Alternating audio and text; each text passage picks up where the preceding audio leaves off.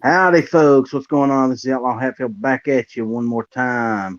Today, we have with us Alaskan Ballistics by request. Uh, you were highly requested, so here you are. Welcome to the show, man. How's life? Oh, it's pretty good. Don't tell me I'm highly requested. You'll have to grease my head to fit through the door. Oh yeah, well it was true. It was true. Uh, Yeah, they said if I wanted to talk about hunting and ballistics, you were the guy to talk to. So here we go. hopefully they're right. Well, hopefully you haven't let us down yet. So It's a good possibility. It's only 48 seconds into it. So, well, it can only get better from here then. So they say. Or let's hope. Hey, let's see who we got out there. We got Rich White out there. We got G23. We got the Gun Snob. And Gizzard Gary, of course, gun loving grandpa. Not a bad start. I will take it. And now where to start with you? I mean, you are into so much. How was your hunting season? We'll start with that. pretty awful. Duck hunting has gone so good so far. I've gotten like a couple dozen duck, or no, about a dozen ducks or so, and just hunting a few hours here and there, which is pretty good when they're not in the migration. They haven't hit their main migration yet. But other than that, it was pretty terrible. I didn't get a caribou, didn't see a caribou in 3 trips. Didn't. I ended up hiking. I have really bad knees and legs, and I ended up hiking 15 miles one day looking for caribou and didn't see a thing.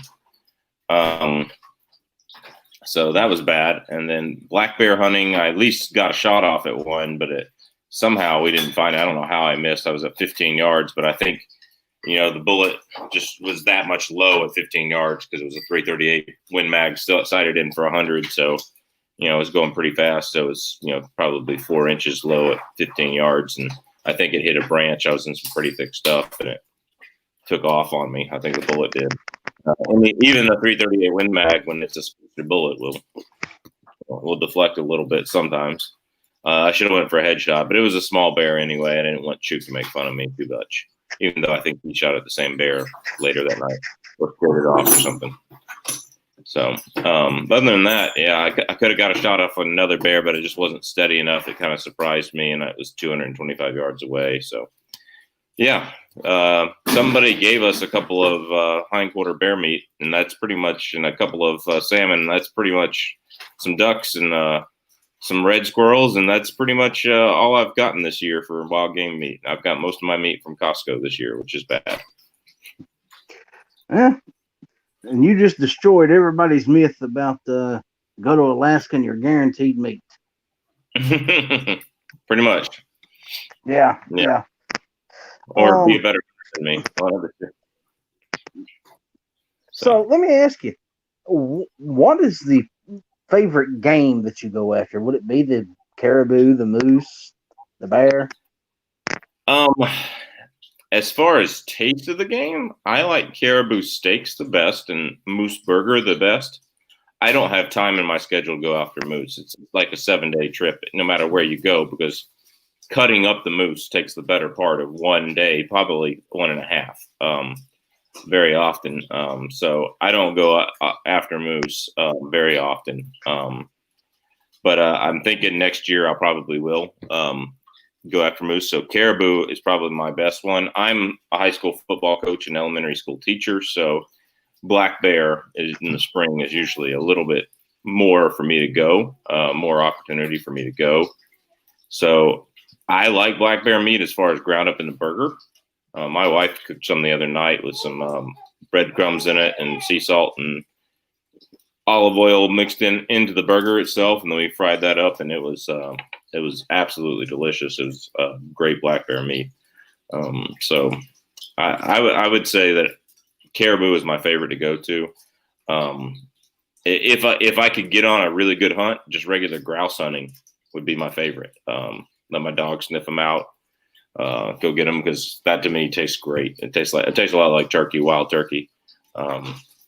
So if I could go where I knew I could get 10, 12 a day, I would go do a lot of grouse hunting, but I don't know a place where I can do that. So So you hear everybody talk about, Alaskan big game, your caribou, your moose, your black bears, your grizzlies. What about the small game? What's big up there in small game? Grouse is probably the biggest up here in small game. We have spruce grouse and ruffed grouse, and they're both delicious. Ruffed grouse probably tastes a little bit better.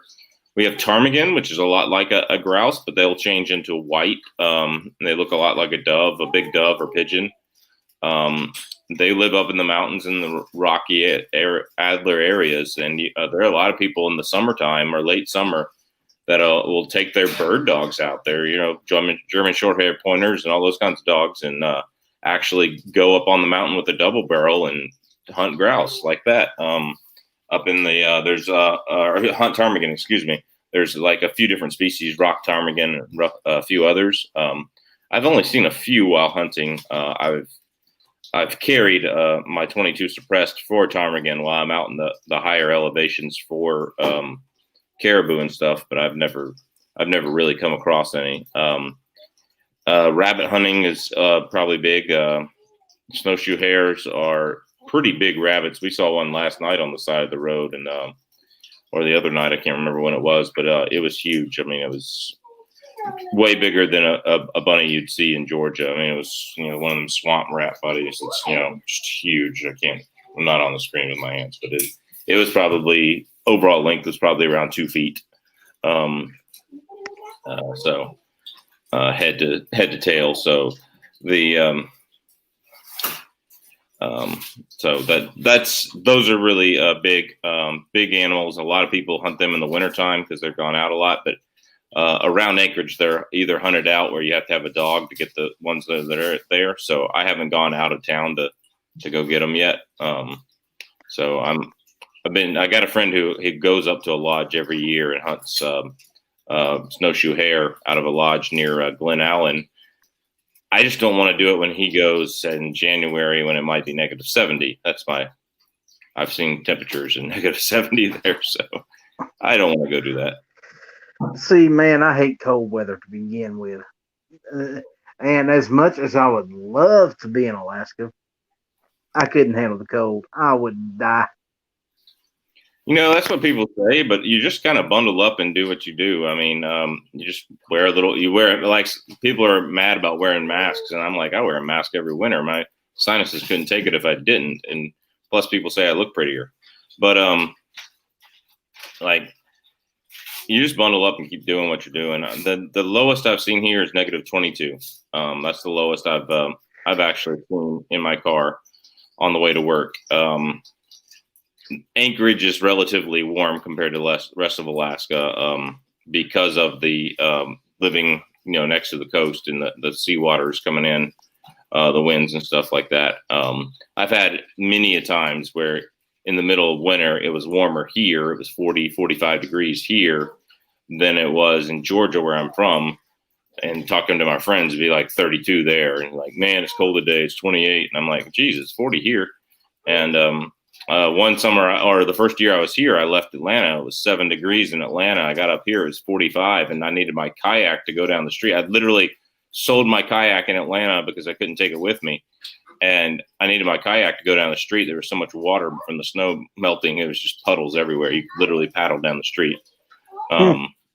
Yeah, I mean, it wasn't like flood conditions, seriously, but all that snow melted pretty quickly. And learned the hard way. My landlord didn't like the dog poop that it just covered up with snow. So what convinced you to move from Georgia to Alaska? Well, kind of a personal answer, but I was running from a divorce I didn't want, so I just decided, screw it, I'm moving to Alaska. Best decision I ever made. So that's kind of the story. I mean, is what it is now, but hated it at the time. But I was like, well, screw it. I mean, you're not going to want to do the right thing and work things out and stuff like that. Okay, I'll go have my fun. So that's kind of what I did. Best decision I ever had. I got a beautiful new wife and a baby boy, and you could probably hear in the background. And everything's going great now. So that's what convinced me. I was like, screw it. Like I was working in a car dealership because there were no teaching jobs, and I hated it. I mean, everything they say about car salesmen are true. So I hated doing that. I didn't feel like with my conscience I could go out there and be told by the manager and lie, say this exact thing. And it's like it was not. It was, and customers are smarter than the managers. They can see right through it. And so I got to the point where I just hated going to work every day. I was decent at it, but it wasn't great because of internal politics really affected me. And I got to the point where, and I just hated it. And this one manager had a friend who had got her from him and said, "Hey, we just moved back to LaGrange from Alaska." And I go, "Hey, can I talk to that customer?" And they're like, "Sure, yeah, you can have that customer."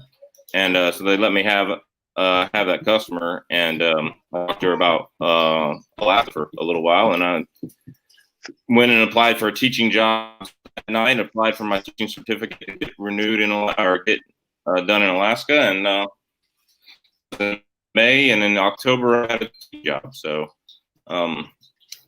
moved up here. And it was kind of sad. Seems like you've teaching job paid more than selling cars. Well, it seems like you've made the best of it.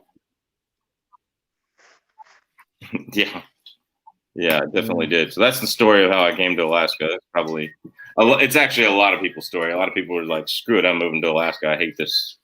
Screw it," And that's what I did. There's a lot of stories like that flying around here. If you moved here from somewhere else, it's either oil, teaching, or screw it, military is why a lot of people move here, because we have so many military bases, way more per capita than any other state. Well, let's take a little bit of a break here and find out who else we got in the room. We got Obnoxious is out there, Ozzy Osbourne, Midnight Range TM had to put his 2 cents in. We can begin the show now. He's here apparently. Calaveras is out there. Oh yeah, that's true.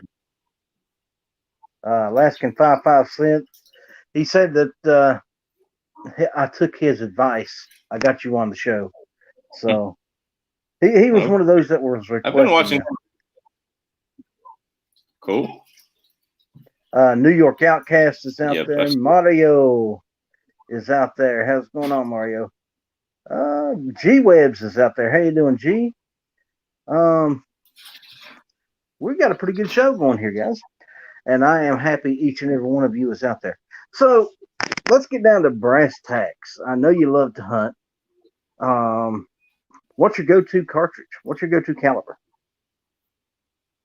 7mm Remington Magnum, and a 139 grain Barnes LRX. That'll kill anything I need it to kill. If I need to bug out of here with one rifle on my back, that's the one. I got a bunch of different rifles, but if I'm gonna bug out of here and get out of here on Dodge, with that in my herbalist stock pack and an AR-15 strung across my chest, I'm going with the 7mm Remington Magnum and my Remington 700. It'll do anything I want it to. My wife shot a caribou with it last year at 340 yards. I shot a caribou with it last year at 459 yards.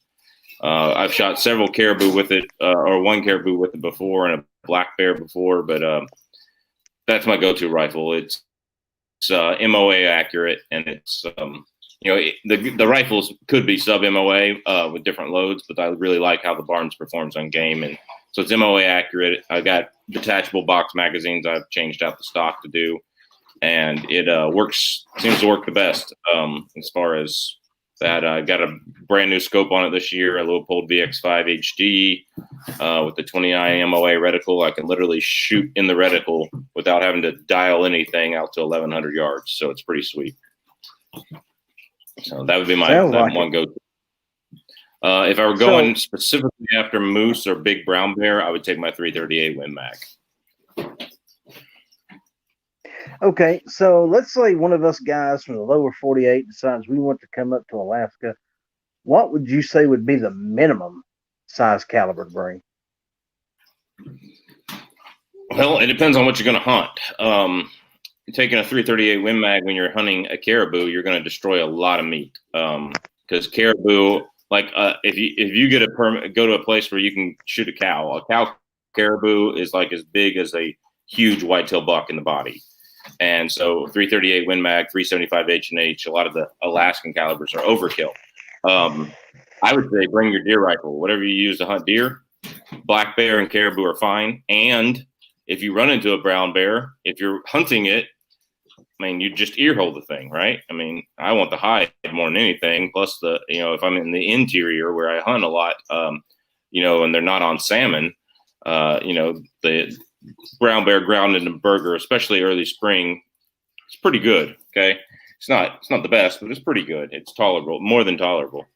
So I would recommend whatever your deer rifle is. I would say, smaller bullets like 243 and 25-06 and 257 Roberts and stuff like that. I'd probably avoid those. But I got a couple of 6.5 Creedmoors in the case, and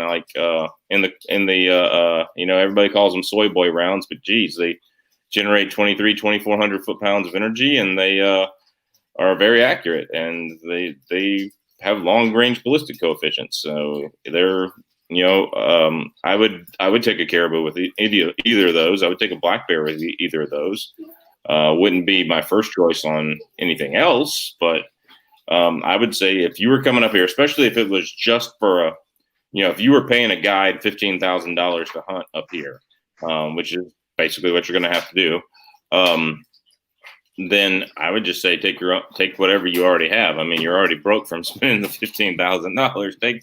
Take whatever you have. Of course, the other way to look at it is the hunt of a lifetime. I might as well go buy the rifle of a lifetime. But if you're used to whatever your deer rifle is, 270, 30-06, 308, 708, if you're used to whatever that is, bring that. That's what that would be my advice. A lot of people don't get that. Now, for a backup handgun, in case something charges you quickly and your rifle's knocked out of your hands and that kind of thing, that's where things get interesting. So, but as far as caliber for rifle hunting, you can kill anything in Alaska. A lot of people in the villages, they have mini 14s. They kill caribou with 223 full metal jackets. It's crazy. But that's what they have, and they buy a lot of it, and ammunition's really expensive out in the villages. They come to Anchorage and buy it and ship it back on the airplane with them, and they only own a Mini 14 or an AR-15 or, something small. I know a lot of you have to be a native Alaskan to kill seals. It's the law to do seal hunting, traditional seal hunting. But a lot of them use a 22-250 on a seal. So you can do it with whatever you have. So you were talking about handgun calibers. Now, I'm assuming when it comes to a handgun as a backup weapon in Alaska, you're probably talking revolver because you want something with enough power to get the job done. Well, the opposite has actually become a lot true. The most popular gun right now in Alaska is the Glock 20. Really? And yeah, the reason is 10 millimeter is just it's adequate to get the job done, and you got 15 shots. Because stopping a bear, stopping a charging brown bear, let's say that brown bear is a medium slow bear, okay? It weighs 800 pounds and it's going 25 miles an hour. So it's a medium slow bear, like my football coach called me. That bear generates 16,000 foot-pounds of energy. I forgot my math there. But it generates over 16,000 foot-pounds of energy. You could have a 50 B&G in front of you, and you're never going to stop it with the energy. You're never going to win the physics equation with the charging brown bear. Same way, like the same reason why you can't physically shoot a car and have it just stop right there. Okay, unless you shoot it with the howitzer. So you have to win the anatomy equation. Okay, if you're trying to win the physics equation, you're going to lose every time. So even if you have a big revolver, you've got to put the shot here, or here. It's that simple to get an instant stop on the bear, where you're going to hit brain matter, brainstem. The fastest way, the brainstem's right through the mouth, or jugular and brainstem spine there. You got to have a bullet that has straight line penetration, and you got to have a bullet that's going to penetrate something extremely tough. Bone that's pretty tough. If you get around the nose cavity here, there could be as much as 3 inches of bone. However, if you're near the eye cavity, it can be, just like you or me, it's not that very thick of bone. It can be a half an inch at most. But there's a lot of bear, when you open up its skull, there's a lot of muscle tissue, just like there is on us, for all these tensing muscles that we use here to make faces. Bears have a lot more of it than we do.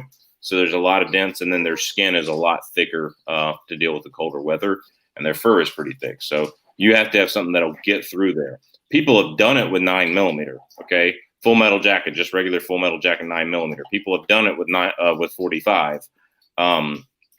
But as far as a backup weapon, again, I would say bring what you're the most familiar with, what you can shoot. If you buy a big 454 Casull and you're used to shooting 9mm and you can't hit anything with the 454 Casull because you're shaking every time with its recoil, well, then you need to bring your 9mm.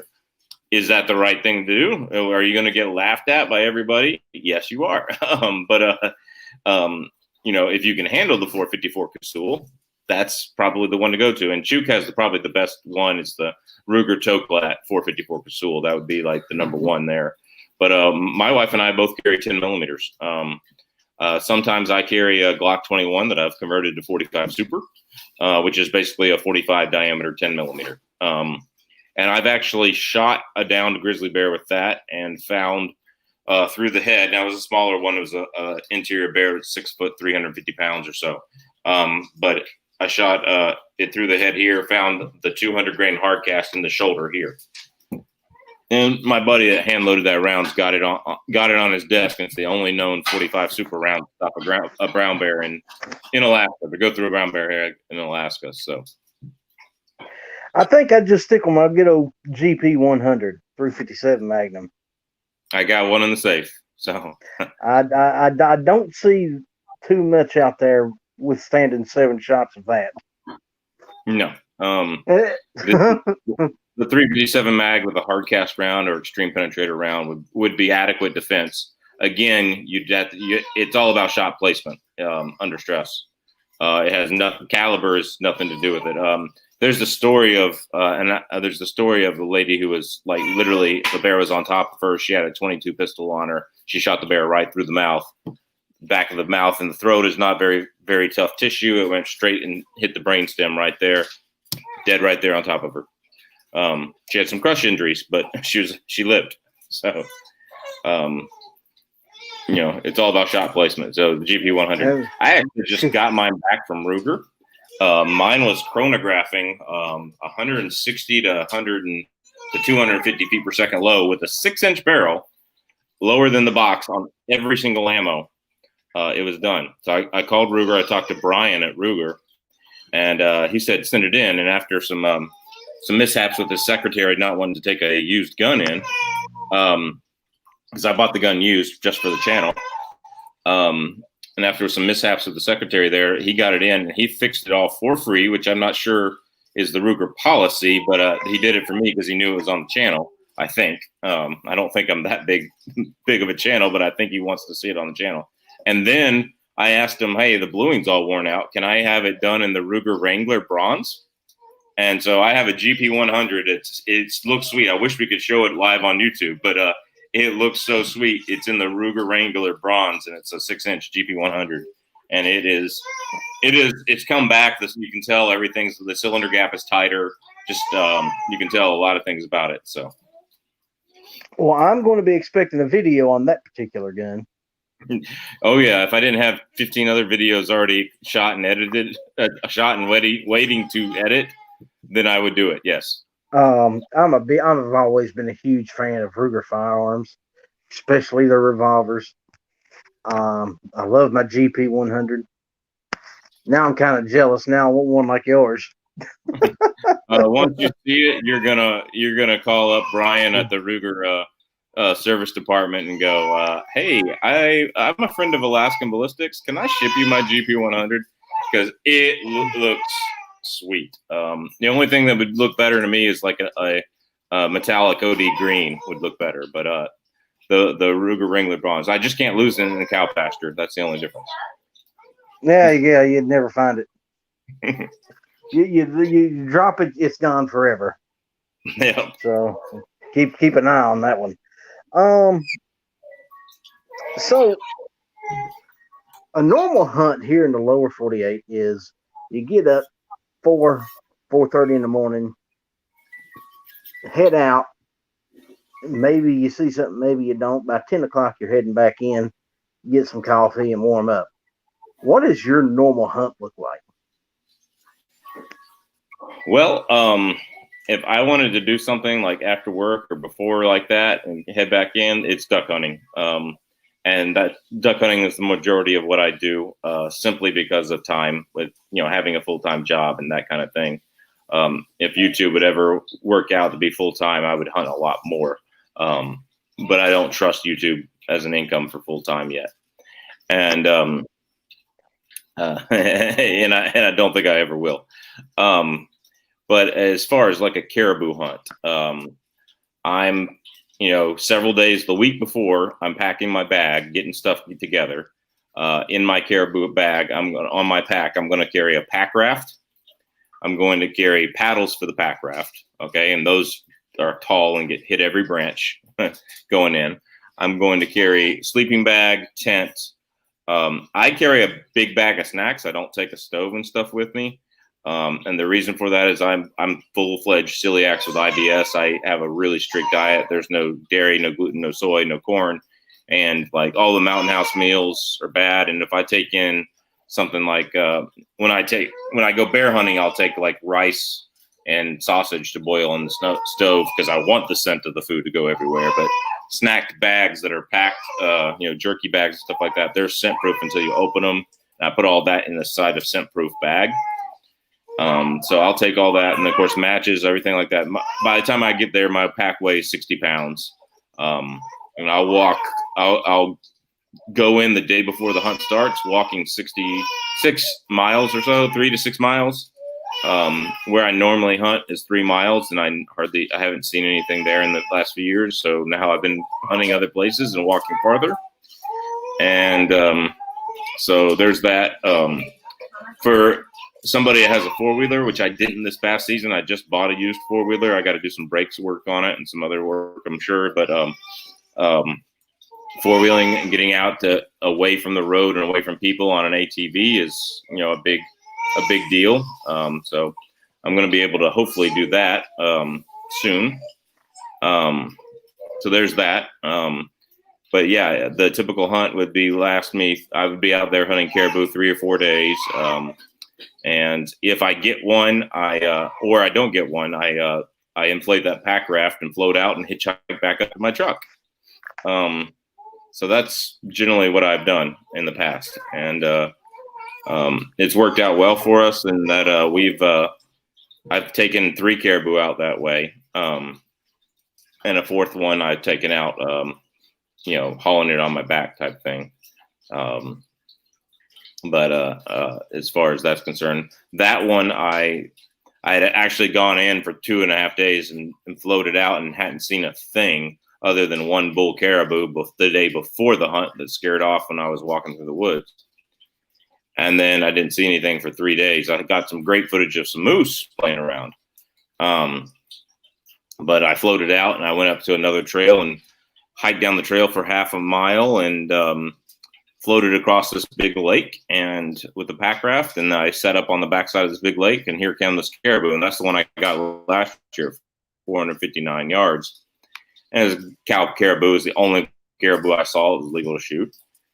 Shot her around 6 or 7 in the evening and cut her all up and got her to the edge of the lake where my pack raft was, and got everything together and paddled back across the lake. And by the time I put my pack raft together, I had to leapfrog everything. So to get it out, I had 4 packages of meat that I just slung over my shoulder and my rifle. And I would carry that 400 yards, set it down, my rifle and the 4 packages of meat, only had my handgun on me, go back down the trail, get my pack on that had 2 more packages of meat, plus my pack raft and my oar, my paddle or oar, and I had to walk that out, and I carried that 400 yards, 400 yards, depending on, past where I'd set my rifle down, go back and get my rifle and bags of meat and carry that 400 or 500 yards. And that was about a half a mile of carrying, 150, 200 pounds of meat and stuff with you, and equipment all together, probably about 200 something pounds of meat.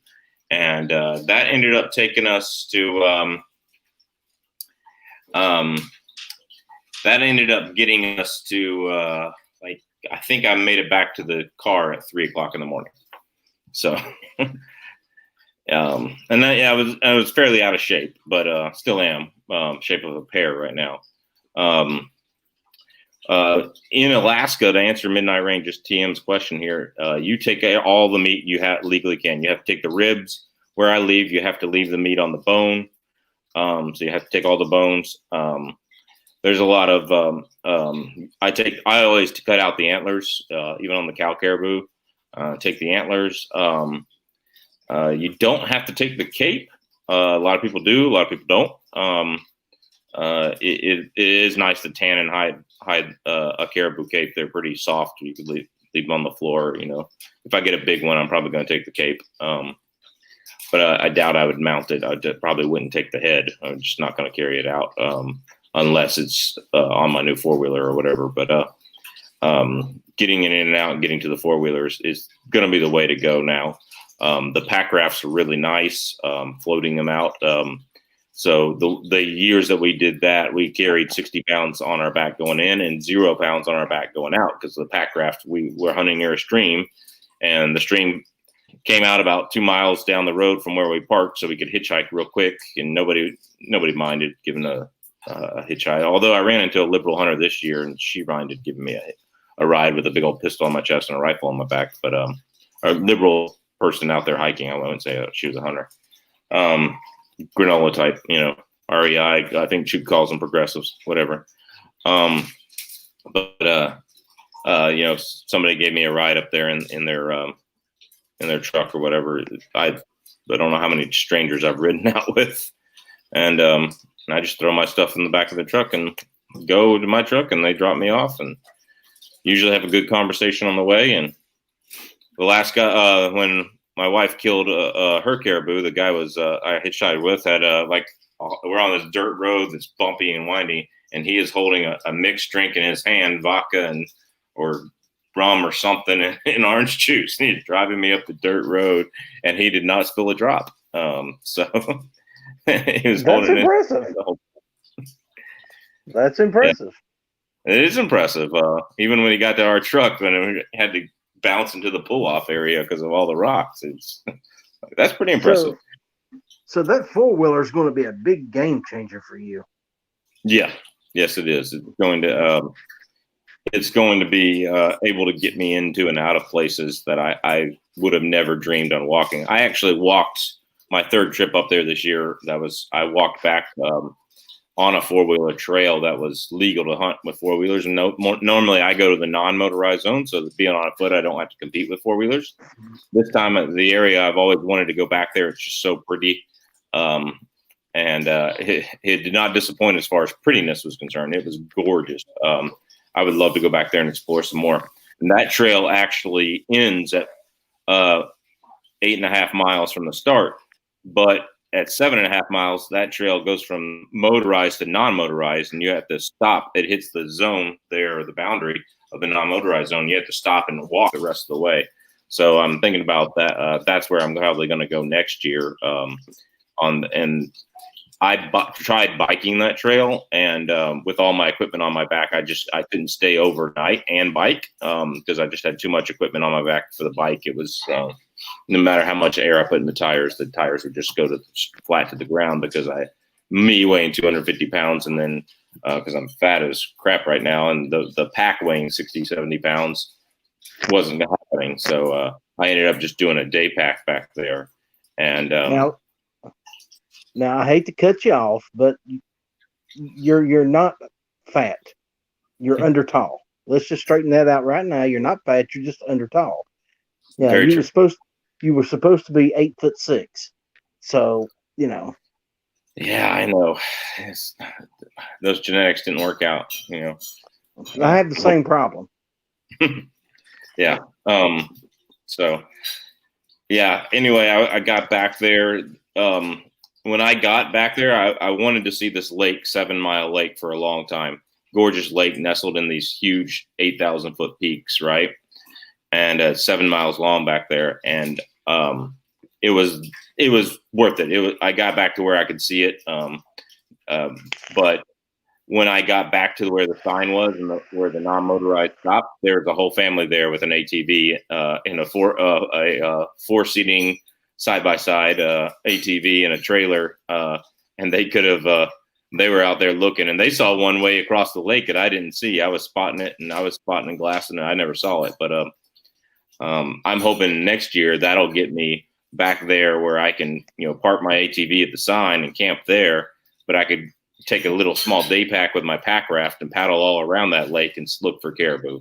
So it's going to be a big game changer. Yeah. And then if there are places where if I wanted to, I could go 40 miles, 50 miles from where I parked the truck on an ATV trail. That's nothing up here. And try to find caribou.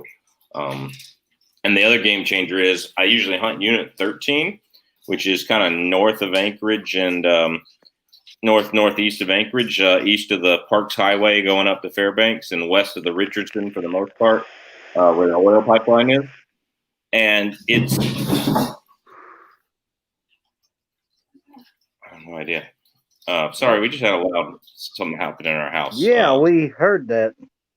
Yeah, I'm gonna go check that out. Hold on a second. Yeah, you go check that out. I'll keep these guys company.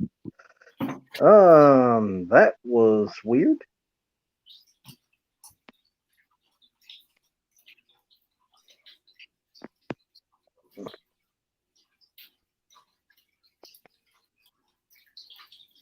So, guys, if you have any questions, go ahead and shoot them up, and I will be happy to get him to answer them, or try to answer a few myself if you have any for me. All right, I'm back for now. No, my shelving I put up in my closet didn't do very well, so got to find another way to put that up. So, so the house wasn't under attack by a bear? No, unfortunately, because I could really use the meat. Oh Lord! They say there's bears and moose in this neighborhood all the time. I haven't seen one yet, but G-Webs has a question for you. He says, "What is the hunting/fishing guide situation in Alaska?" They have to pay a special fee to the Fish and Game to be considered an outfitter and guide.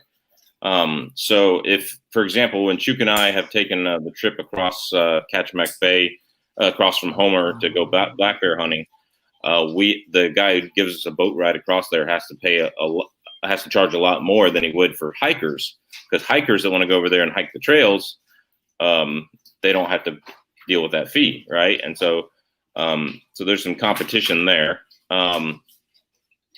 Then as far as paying a guide, you're going to have it's a lot of money if you're paying a guide. I personally wouldn't do it. I'm one of those.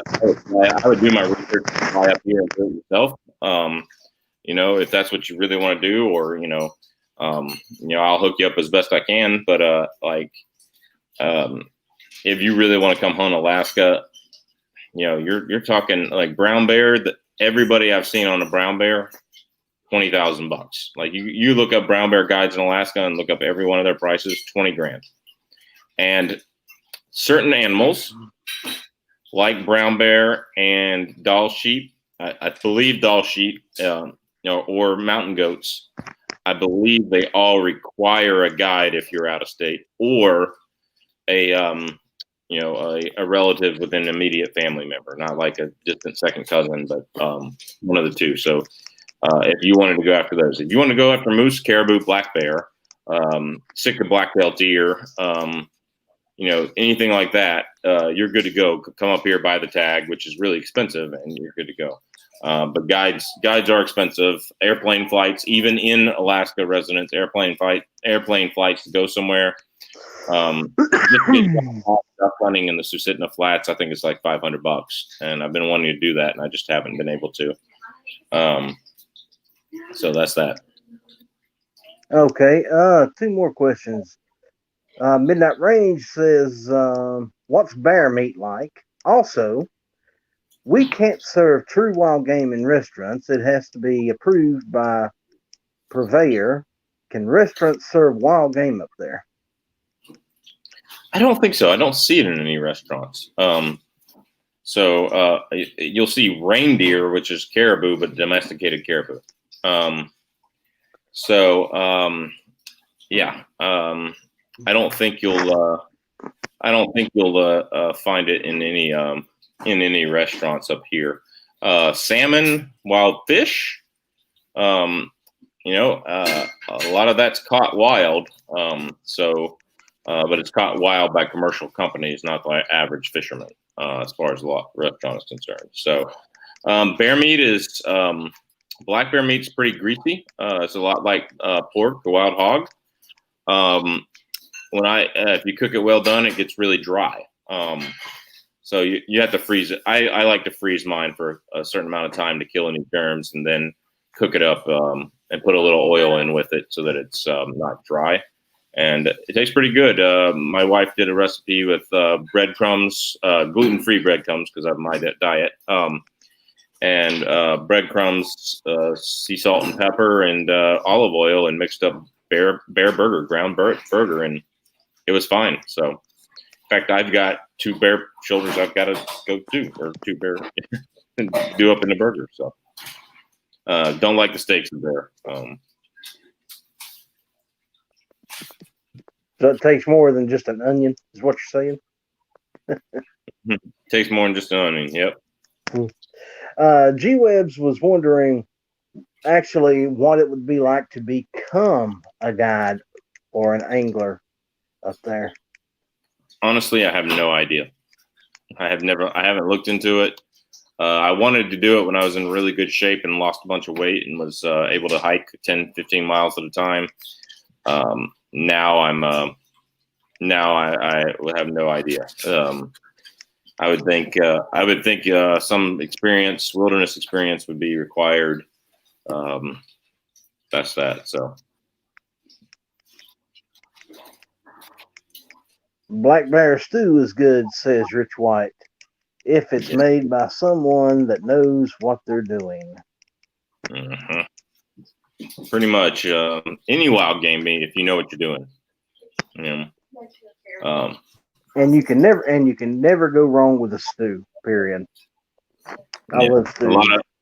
A lot of bear people process bear with pork as well. I don't, because I don't eat pork, but again, my special diet. I'm not Muslim, but it's my special. Yeah, my stomach's terrible, so I love eating bacon. I just can't. So I am a huge fan of pork personally. And God bless you, sir, because I don't think I could go without eating it. Well, there's more for you. Yeah, thank you. It sucks that you can't have any because I love to share. Yep. So here's a question that I just thought about. What would be your dream hunt scenario in Alaska? What's the one thing that you wanted to do there that you haven't actually been able to get done for whatever reason? A moose hunt in general. I've been on a couple of days where we could get a shot of moose without hunting, but just going on a place where we could hunt moose for 6-7 days at a time. Most moose seasons are in September. I'm a football coach / school teacher, so you know how it is there. And September's 3 weeks into the school year, so even if I didn't coach football 1 year, it's hard to get that time off, even just teaching school. So going around Labor Day when everybody else goes is, when you have the 3 days off and taking a day here or there on the other side of the holiday is probably the best way to get it done. and I want to go on a big moose hunt. I want to be able to take a moose and get a lot of meat. I've been told I need to start putting in for my bison hunt now because it takes 12 to 20 years to get drawn. And I haven't started putting in for it yet, which is dumb. But they say if you get on a good wild bison, it's, 800, 1,200, 800 to 1,000 pounds of meat. So I need to go ahead and put into that. And honestly, I don't even know where they are at. I think they're unit 13, but I could be wrong. Could be 14 or 20 or something like that. Somebody would have to correct me on that in the comments. So I need to go put in for that because once you get that, that's like 800 to 1,200 pounds of meat, and that's years packaged in the freezer. So big moose or a bison hunt would be what I want to do. If my legs and knees heal where I can get back in shape, I wouldn't mind doing a sheep hunt because getting high in the mountains is fun. But you're 15, 20 miles in the mountains and you're glassing for days. And it's a really tough hunt. And I need to find a lighter rifle for that. My 7 mag is nice, but I really need to find a lightweight rifle. Everything is lightweight. You go, if you're doing that, you're spending the money at REI for that tent that weighs 1.5 pounds and sleeps 2 people and can keep you warm in negative 10 degrees. You're spending that money for the 0 degree sleeping bag that's $400, but only weighs 3 pounds. So like if you do that hunt, that's what you're doing, and you're exercising, stretching, and everything every day. Yeah, I have bad calves. I see Rich White feels my pain. I have bad calves. They tense up real tight whenever I get to walking too much or too far, and I just can't exercise anything really aerobic. I can't do anything where I'm moving them fast, running, jogging. I've gotten to the point where I could probably cross country ski and bike a lot. But even then they just swell up, and after a while I have to ice them. I have to go to the Planet Fitness and do their hydro massage bed. I've seen a ton of doctors, and it's just like Alaska doesn't agree with me a lot anymore. And I think I just overdid it. I was biking every day, and I was hiking every day, and I'm a PE teacher, elementary PE teacher. I was doing every exercise I was that guy that I didn't want to be that guy that sat around and rolled a ball out and say, here's PE class. And I'm still not, but I'm much more that guy than I was the guy who did every exercise with you and did that. And so that's kind of where I'm at with my calves, and of course the joints. So it's moved my hips too as well. So I'm wondering at this point, if am I just weak, or do I have Lou Gehrig's disease, or what? That would not be good. So Rich White, my right knee caps move side to side and grinds on bone, and my left knee is deteriorating. That sounds awful, dude. Sorry, Rich, but you should probably not come hunting up here. Oh, or fishing. Because I walk 2.5 miles where I fish too. Actually, I bike 2.5 miles where I fish. And that's something that really scares me, is running into a grizzly bear while I'm mountain biking. That scares the crap out of me. Yeah, it's probably one of the few places in the country where you have to take a sidearm to just go biking. Yeah. I always wear a sidearm on my chest with mountain biking. So I was actually biking to get a little bit of aerobic conditioning about 2 weeks before caribou season, and took my wife's little black dog with us, and she could keep up with the bike. My lab is too old; she can't keep up with the bike anymore. And I stopped on this bridge over this creek, and I looked down in the water. I knew that salmon ran in there, but I'd never seen them before, and I saw salmon that were 3 feet long. I mean, I think they were chums, but they'd already turned red, and they were 4 feet long. And I said, I'm getting the heck out of here. So I started pedaling as fast as I could up the next hill, because I was like, we got to go. Because I don't care if I had a 10 millimeter on me or not. I ain't staying. So Nope. But then again, my thing is I love to fish. So if I ever ran across a 3-foot salmon, I would be so tempted. I would just, you know. It wasn't legal there in the middle of town in that park, but that's one of their sanctuary places. But just kind of is what it is. Speaking of fishing, what's the big fish other than salmon around there? Trout, maybe? Trout, halibut going out in the ocean and getting a halibut. I like the taste of halibut better than I like salmon.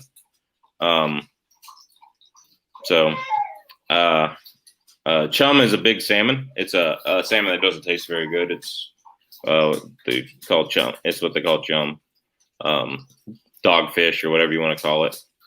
Are there lakes up there too? No, yes, there is. In lakes, generally you'll catch grayling or trout, rainbow trout. Rainbow trout's generally stocked. It wasn't natural.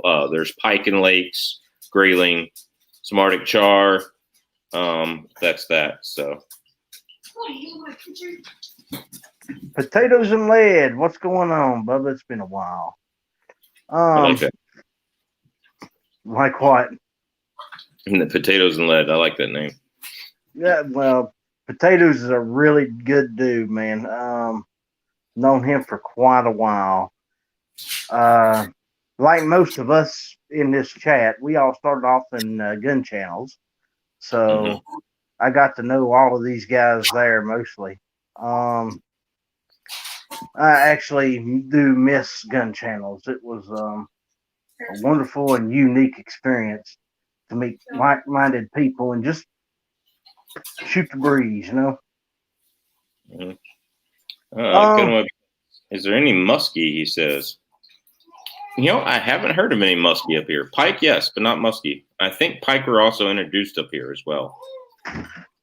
Well, I'm surprised that you don't have muskie up there because Minnesota, that area, they're eat up with muskie. Yeah, I know. I lived in Minnesota for a little while, and Ghost Tactical's here. Absolutely. But yeah, I'm surprised. I'm surprised that that's there too. Maybe it just gets too cold. Gun website says. Maybe. I mean, Minnesota gets just as cold as here. Like Anchorage area, southern Alaska. I would say from Wasilla, Palmer down. The northern lower 48 generally gets colder. Northern North Dakota, South Dakota, Montana, upstate New York has way more snow from the lake effect. I'm sure upper Wisconsin, upper peninsula of Michigan, all that. I'm sure most of the time it gets colder than Anchorage. Anchorage and the Kenai Peninsula, which is the area below Anchorage. I'm sure it gets a lot colder than that. So almost positive. And oftentimes there's more snow down there too. We get in that El Nino, La Nina effects, and there'll be years where, like last year, it dropped the negatives in November and didn't get out until February, and didn't really warm up and melt everything until April. The year before, it didn't drop into the negatives at all. We didn't have very much snow, and we did for a little while. And then by March 31st, it was all melted. We were hunting grouse. The last day I hunt grouse is March 31st. We were hunting grouse on a trail in the mountains near Anchorage, and we were not walking on snow at all or ice at all. Just little pockets of it here and there. But as far as walking down the trail, it was mostly, muddy, dried leaves and muddy and leaves and stuff like that. So that's that. More likely to slip and break an ankle than catch frostbite. Yeah. That being said, on my first caribou trip, I almost got frostbite. We couldn't catch frostbite because it didn't. It actually has to be physically below freezing for you to get a frostbite. That's part of the physics of it. But we almost got hypothermia, and that time we didn't have a pack raft. We had a kayak, and my buddy dragged the kayak in, and he was worn out, and I was worn out, and we decided to both get on the kayak with the meat. Yeah, that was stupid. So we ended up cuddling with a grown ass man. So yeah, for warmth. Yeah. So. But you're still here, so I'm still here. Yeah, he's still here. So Yeah, exactly. Exactly. Let people think and say what they will. You're still here. That's all that matters, man. yeah, Ghost Tactical says my wife said she would live in Alaska if she didn't ever have to leave the house. Well, you can make a killer in your training business up here, man. So I mean, per capita gun owners up here, I think the statistic I read was like we're the highest per capita gun owner at 69.9% or something like that. Um, so, and there's a whole bunch of new ones because I was working at Cabela's when all of those people were buying new guns. So there's a There lot of you new. So there you go, Ghost. There's you a new business opportunity. You can quit the golf course and move to Alaska and open up a training school. I think it's a good idea, Ghost. I need some like-minded people up here. Yeah. In fact, let's do it like this. All in favor of seeing Ghost go to Alaska and start a training school, type I into the screen here. I honestly think it would be an absolute wonderful idea for Ghost. Um, of course, his wife's probably going to kill him for it because I'm You sure know, she would love to get outside once in a while. you got two eyes, and Ghost Tactical himself says nope. But Come on, Ghost. they can't golf an AK because you lose the ball in stone. Not true. We have two golf courses near Anchorage, and you can golf all you want to from late April, early May till mid September to mid October, just depending on the year. And if you use black golf balls, you can still find them. That's right. Yeah, see? They make a See? hole this big in the snow. You can find where they go. You know. And if you can't find it, you just estimate where it was. Yeah. They vote yes because they don't have to live there. Ghost, I don't want to live there. Ghost Tactical's channel blew up, and he's got like a lot of subs now. Over it blew up, and I think I know the reason why. He was the first person to give me links, lip syncing on my 10mm song video, my quarantine about the 10mm song, and so he did such a good job at the end of that video. I think it blew up his channel. He was playing his AR-15 like a guitar and singing 10mm. It was pretty awesome with a bulletproof vest on that had all sorts of holes in it. It was awesome. So Ghost is a great guy. I don't know if you've ever spent any time talking to him. Oh yeah. But Ghost is one of those guys I turn to when I have questions. About YouTube, how to get things done, how to get things to work right.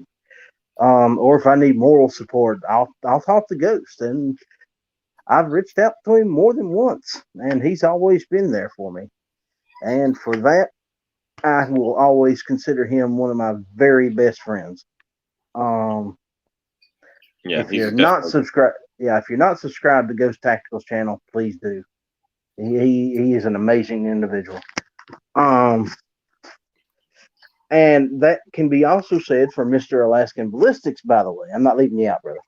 So talk to me about knives in Alaska. Well, what kind of knives do you normally carry? What do you normally use? I am really bad at losing knives. So if I have to go pay for a custom knife or a nice knife that I really want, I'm going to lose it. I'm just terrible at it. So I buy a cheap Kershaw or a cheap Buck and sharpen it and carry a sharpening stone with me. And like that way I don't lose it, generally speaking. A couple of SOG knives, I'll sharpen them up, and I carry one of those little pull sharpeners to sharpen the blade. There's one made by Buck for Cabela's. That's the Buck Alaskan Outfitter. And that's the one I carry most of the time now. It stays the sharpest and does well. I was able to buy them like half price when I worked at Cabela's, almost half price. They were on sale, and then we got a Cabela's discount because if you're a Cabela's employee, anything that has the Cabela's brand, you got a better discount on. And I'm not sure I'm allowed to talk about that, but I'm not a Cabela's employee anymore. So anyway, so I was able to get it for near half price, and I bought my best man at my wedding one, and that's been the knife I really like. So it's been good to me. Chook is a lot better and bigger into knives, and I need to get bigger into them. I just don't like spending money on knives. I know I'm going to lose. I mean, I lose my Kershaw pocket knife all the time. Find it 2 months later in this drawer full of underwear or whatever, and that's how I am. And I've reserved myself. There was one knife I absolutely hated and I could not use. It was a Columbia River M16, one of the M16Z Columbia Rivers, and I hated that knife because you could not get that thing sharp no matter what you did. It came sharp from the box. You could shave your arm hair, you could shave your beard, you could take it like that and slice through a whole thing of paper, and once it dulled, you could not get that thing sharpened to save your life. So I avoid Columbia River. But basically, Kershaw, I like Kershaw's a lot. And I like that particular buck knife that I had. And I have one, God, what is it? It's escaping me now. I bought it just because it's the only one I could find that had a molly webbing on the back to go on the side of my pack. It's actually done good for me. It's a big brand name. It's not a Gerber. No, it's not a Gerber. It's a it's a K-bar. K-bar is a fantastic knife. Yeah, I like that one. It rusted pretty badly though. So like all the screws in the handle are rusted, and the knife blade itself it rusted really easily. Well, K-bars are carbon steel, so yeah, that does lead to rusting. See, yep. I'm big into knives. I love knives almost as much as I love guns. And I have found that, and I have paid a lot of money for knives, but I have found if I'm going to go out and hunt or whatever, I carry a Mora. Just a cheap little Mora knife. You can probably buy 3 of them for $50.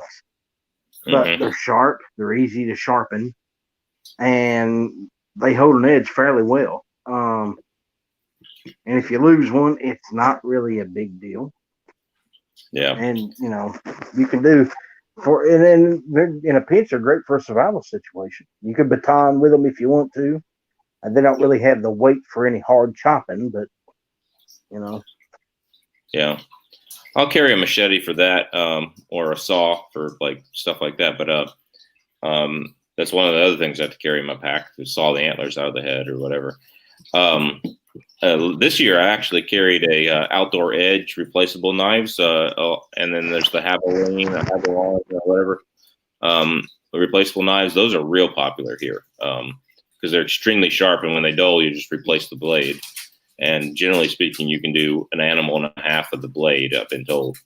So I actually got into those this year. So I'm hoping that works out for me. Yep.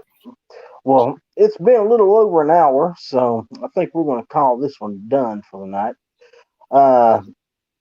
Sir, I do appreciate you giving us some of your time. I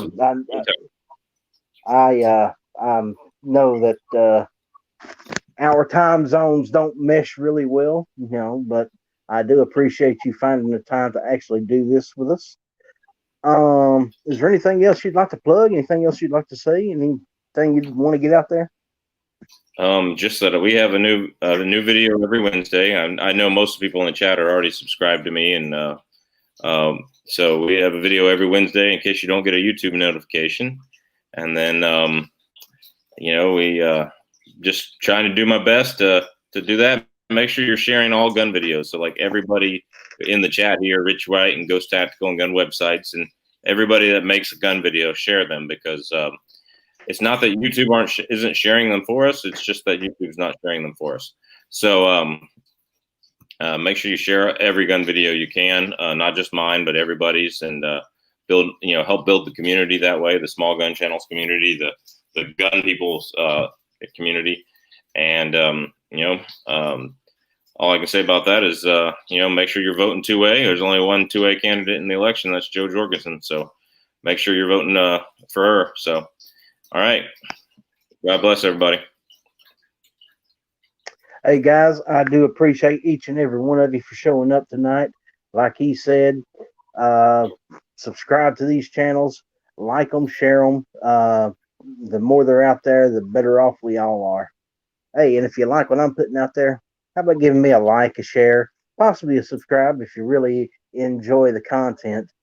Anyway, I'm getting out of here. Getting kind of hungry, believe it or not. Fat man getting hungry. So, Me too. I'm going to call it a night. God bless you all. Take care. We'll see you all next time.